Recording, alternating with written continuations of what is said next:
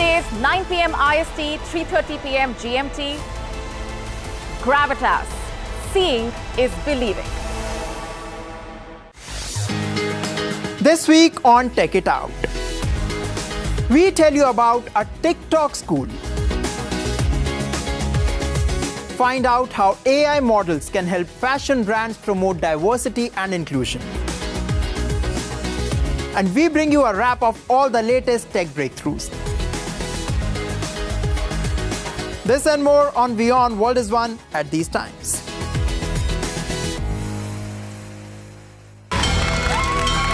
From the bustling trading floors of Wall Street to the vibrant exchanges of Asian stock markets, WION breaks it down for you to make sense of what's happening, as we reveal the key factors behind events, strategic battles, and the game-changing business decisions that shape the world. We bring you all of this and more on World Business Watch.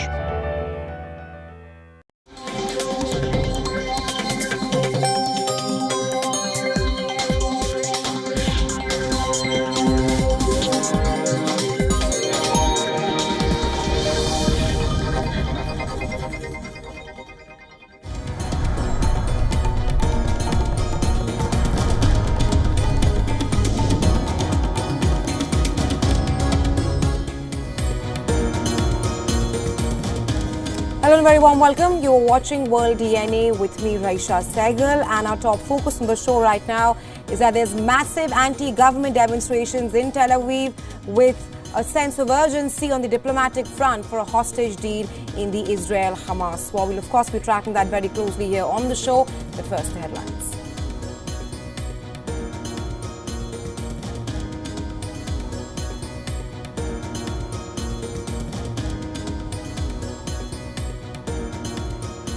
One soldier of the Indian Air Force killed, 4 injured as terrorists ambushed a convoy of security vehicles in Jammu and Kashmir's Poonch district on Saturday. The attack comes weeks ahead of polling to be held in the Rajouri Lok Sabha seat.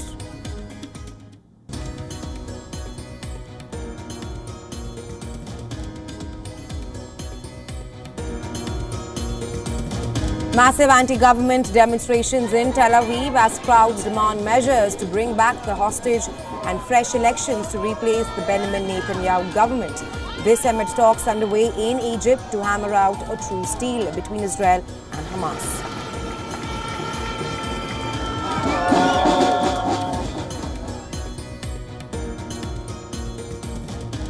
As talks for a truce between Israel and Hamas continue in Egypt, Hamas officials stresses that the group will not agree to any deal that does not end the war in Gaza.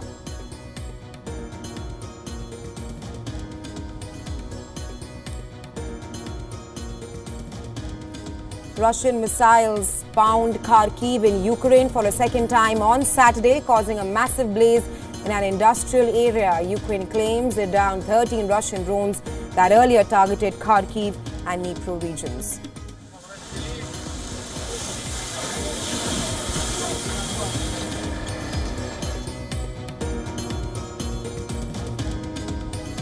UK's Labour Party records stunning wins in London and West Midlands in the mayoral polls. Sadiq Khan wins a landmark third successive term as Mayor of London, defeating Susan Hall by over 276,000 votes.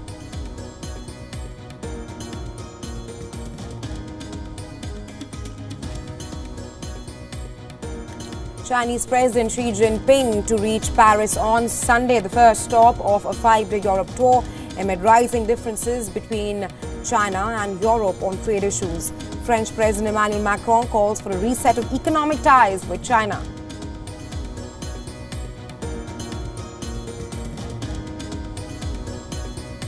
Death toll in massive floods in South Brazil rises to 57. Dozens of people are missing. 70,000 have been forced out of their homes as lawmakers rush to carry out rescue and relief operations.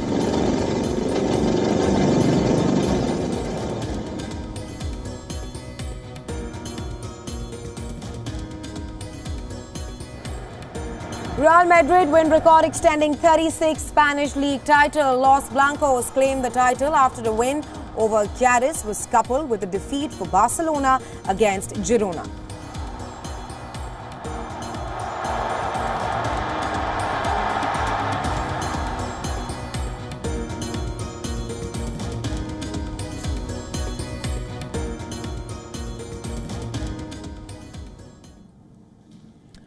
One Indian Air Force soldier has died of wounds after terrorists ambushed a security convoy in Poonch in Jammu and Kashmir on Saturday. 4 other soldiers were injured in the attack that happened as the convoy passed Sanai village in the area there in Poonch district. Visuals of the aftermath of the attack shows at least a dozen bullet holes on the windshield of the vehicle that came under fire. As per sources, 2 military vehicles, including one of the Indian Air Force, were attacked in Poonch district of Jammu and Kashmir.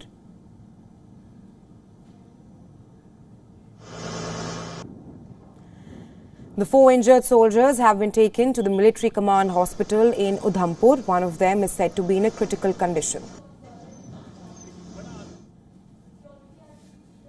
The Rashtriya Rifles unit has launched a cordon and search operation in the area.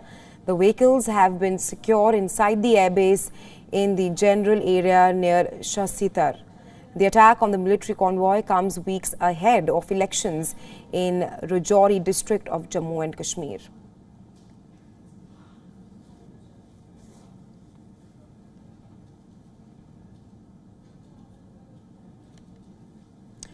Israelis are growing impatient. Demonstrations again erupted across Israel against the government and in support of hostage release. Despite talks on a truce deal resuming in Egypt, over 30,000 Israelis hit the streets of Tel Aviv on Saturday night, demanding stronger moves from the Netanyahu government for return of the hostages. Public calls speak for fresh elections, with demonstrators chanting that the Netanyahu government had outlived its mandate. Continued captivity of hostages in Gaza has caused rising tensions, with some demonstrators accusing Netanyahu of purposefully seeking to prolong the war for its personal gains.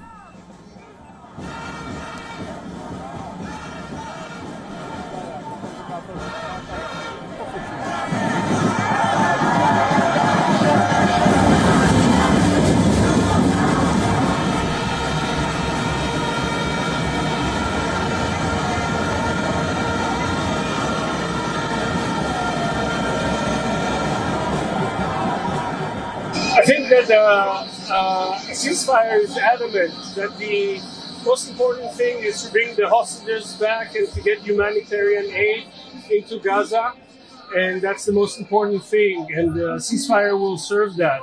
And basically, the Israeli people are hostages to the right-wing government, and the people of Gaza are hostages to the Hamas, and basically there has to be a way to overcome that and to stop the fighting and the killing.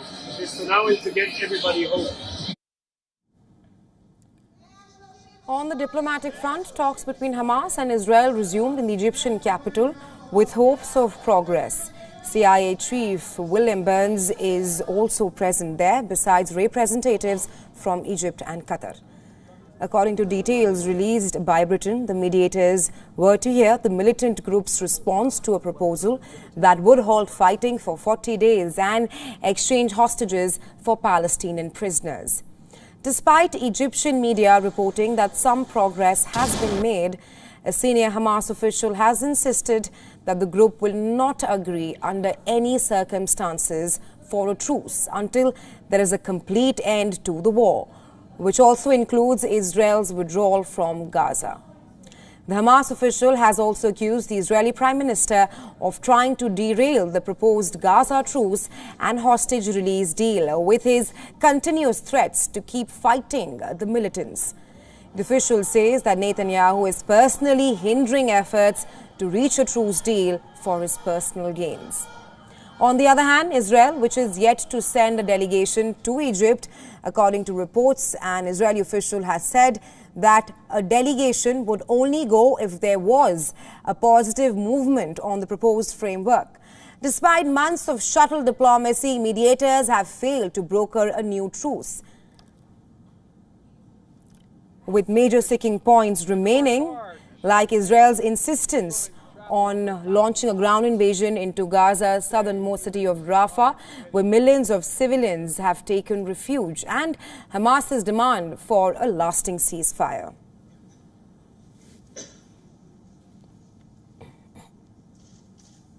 When you come closer to the goal, you feel. And for more on this, we're now being joined by Dov Zakheim, former Under Secretary of Defense in George W. Bush administration, and he's joining us live from Washington, D.C. Welcome to the show, sir. I want to first start by asking you that there has been a recent flurry of activity to achieve a ceasefire in Gaza. We've seen hostage talks take place in the past as well, but there is a sense of urgency this time around. I want to seek your assessment. How optimistic are you that there will be a ceasefire deal this time around? Well, it's very hard to know. Thank you for having me, by the way. The problems are on both sides, as you described. On the one hand, Hamas is insisting that the war has to end and that the Israelis have to get out. That is very, very difficult for Israel to swallow. I suspect harder to swallow in terms of getting out completely than the war ending. After all said and done, Israel launched its attacks because the hostages were taken. And so if the hostages are released, it's hard for them to say, well, we're going to continue to fight. The trouble, of course, is that Netanyahu, and it may not be Netanyahu, it's reported as a senior Israeli. So a lot of people think it's Netanyahu himself. It might be one of his minions, somebody like Mr. Dermer, his strategic affairs minister, who's very close to him, has said unequivocally that regardless of whether the hostages are released, Israel will continue its operation into Rafah.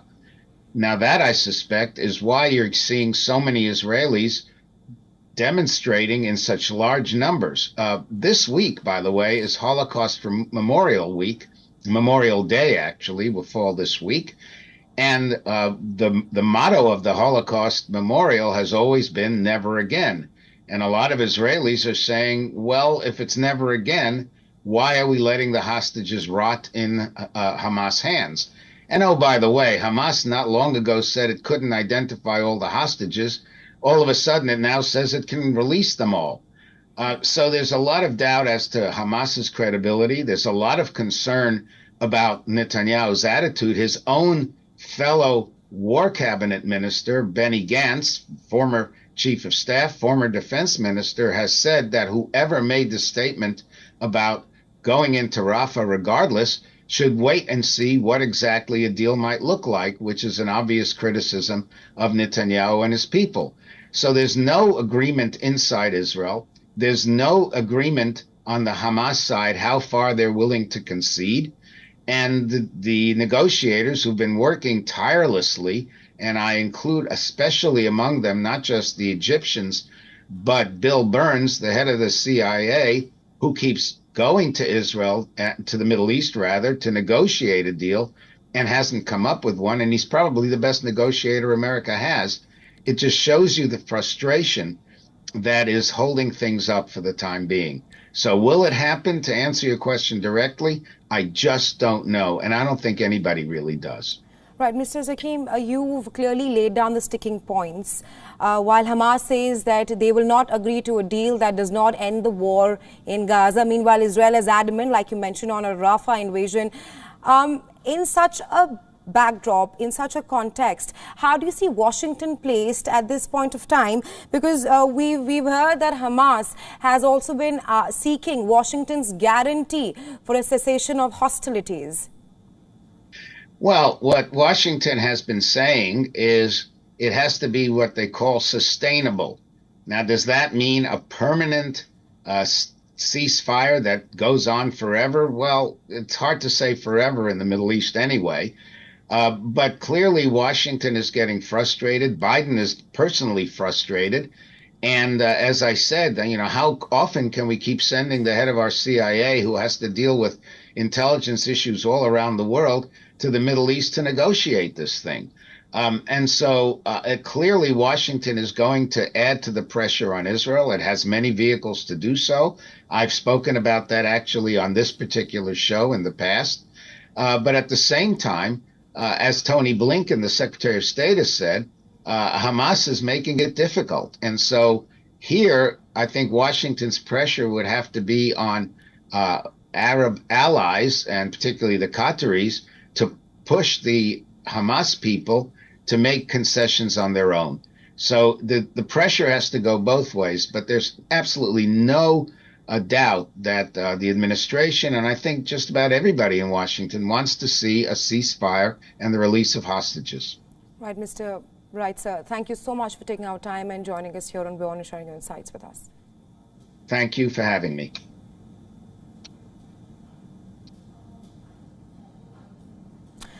Moving on, there are visible signs of Russia upping up its offensive in Ukraine. Kharkiv has come in for repeated pounding over the last 24 hours. Russian missiles pounded Kharkiv for second time in the day on Saturday evening, causing massive fires in the industrial district. 6 people are reported injured, with firefighters working to douse flames reportedly spread over 4,000 square meters. Well, earlier, Russia launched an overnight drone attack on Ukraine's Kharkiv and Dnipro regions, hitting critical energy infrastructure, besides commercial and residential buildings there. According to Kharkiv's governor, Russia targeted the city with 2 Iran-made Shahed drones, which had hit the industrial area, although Ukraine claims to have intercepted the Russian strikes. The Ukrainian president says Russia used 8 missiles of various kinds and nearly 70 guided aerial bombs against communities and frontline positions during the day, after Ukraine's Air Force downed 13 Shahed drones that affected the Kharkiv and Dnipro regions overnight. In the Donetsk region, meanwhile, of eastern Ukraine, drone footage shows the extent of the devastation inflicted on Okry-Retiene village, with most buildings and homes destroyed. While some still burn after Russia's assault, most of the residents have fled the area there. And this comes as Russian troops have been making advances on the battlefield, and the village has been on the receiving end of its military attacks for several weeks. Ukraine's military has also acknowledged that the Russians have gained a foothold in the village. For now, Ukraine is hanging on in Chasiv Yar. If Chasiv Yar falls, Moscow can use this elevated position to hit a string of nearby Ukrainian military cities. Despite Russian forces advancing in the Ukraine's eastern regions, the recent arrival of U.S. arms could help turn the tide. The first supply of new U.S. military assistance have arrived in Ukraine as a part of a $61 billion package. They include artillery shells and long-range missiles, but it will take several weeks for weapons and equipment to reach the front line in large quantities. On the other hand, Russia has added Ukrainian President Volodymyr Zelensky to its list of wanted criminals, a move Kiev has dismissed as a sign of Moscow's desperation. Zelensky's name appeared on the Russian Interior Ministry's wanted list. Well, an online database of alleged criminals sought by the Russian authorities. It said that the Ukrainian leader was wanted under an Article 14 of the Criminal Code without providing any further details.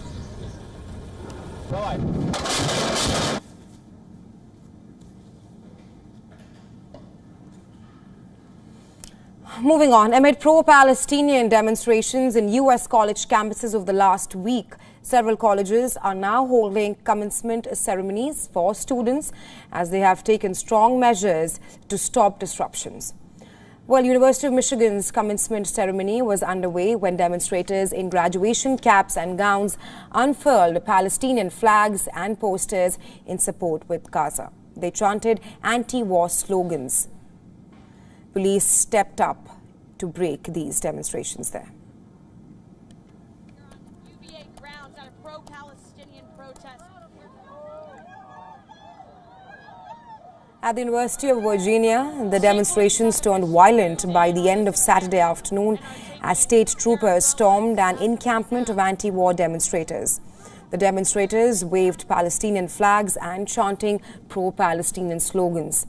Students faced off with a line of state police officers sporting tactical gear and riot shields. But as of right now, it seems like there are multiple people under kind of these tents here. On the scene again, we are on UVA grounds at a pro-Palestinian protest. Officers resorted to force to disperse the demonstrators at the Palestinian encampment and made several arrests after declaring unlawful assembly.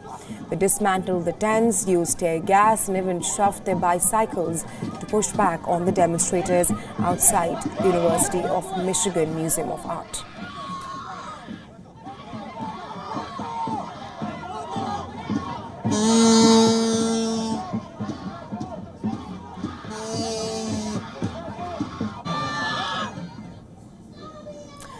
The demonstrations have spread worldwide. Students at colleges in Dublin and Berlin staged demonstrations in support with the US students condemning Israel's months-long military offensive on the Gaza Strip. As many as 1,300 pro-Palestinian demonstrators marched through Berlin, waving Palestinian flags and chanting slogans such as "Freedom for Palestine."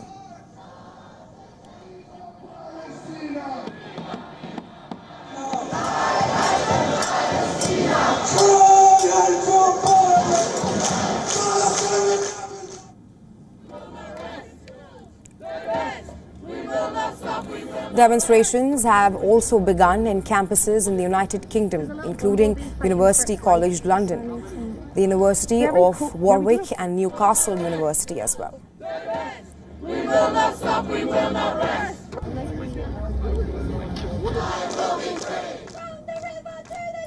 In Australia, students at University of Sydney erected tents with the words "Free Gaza" as they called for a permanent ceasefire.